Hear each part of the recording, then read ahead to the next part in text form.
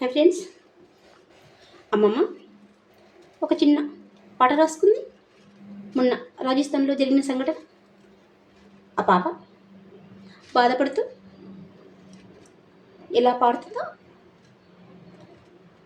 4 lines అమ్మమ్మ పాడాలనుకుంటుంది. తప్పుగా పడితే అమ్మమ్మని క్షమించండి.